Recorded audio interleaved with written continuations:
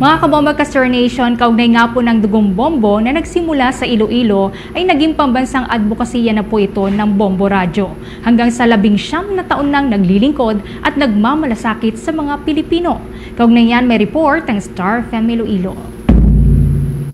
Umaabot na ng 19 na taon ang bloodletting project ng Bombo Radyo Philippines na dugong bombo na tinaguri ang pinakamalaking single-day bloodletting event sa Pilipinas. Ito'y nagsimula sa Iloilo na brainchild ni Dr. Helio M. Floretes Sr. Dito nagsimula ang tradisyong tumatak sa puso ng mga Pilipino, ang pagbibigay ng dugo bilang simbolo ng kabayanihan at malasakit sa kapwa. Ang proyektong Dugong Bombo ay nagsimula bilang simpleng blood donation activity na layuning makatulong sa mga pasyenteng nangangailangan ng dugo at sa paglipas ng panahon, lumago ito at naging pambansang advokasya na taon-taong isinasagawa sa iba't ibang lungsod at probinsya sa Pilipinas. Sa panayam ng Star FM Iloilo kay Dr. Gwendolyn Pang, Secretary General ng Philippine Red Cross, sinabi nito na personal nitong nasaksihan ang dugong bombo nang pumunta ito sa Iloilo at lubos niyang ikinatuwa ang mga suporta sa mga programang pangkalusugan at serbisyong panlipunan sa pamamagitan ng Dugong Bombo, A Little Pain, A Life to Gain. Ang Dugong Bombo 2025 ay gaganapin sa November 15 na layong makalikom ng sapat na dugo para sa ating bansa. Nag-start yan sa Iloilo, yung first blood drive, no? Kaya natutuwa ako nung pumunta ako dun last year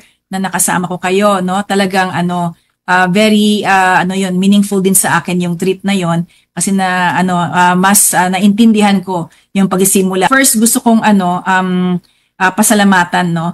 Ang pamunuan ng Bombo Radyo Philippines sa mga Florete family, no?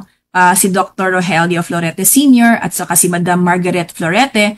Maraming salamat sa tuloy-tuloy, walang humpay na pagsuporta sa Philippine Red Cross. Para sa Bombo Network News, it is Star DJ Charlie, and this is Bombo Radyo Philippines, the #1 and most trusted source of news and information. Basta Radyo, Bombo!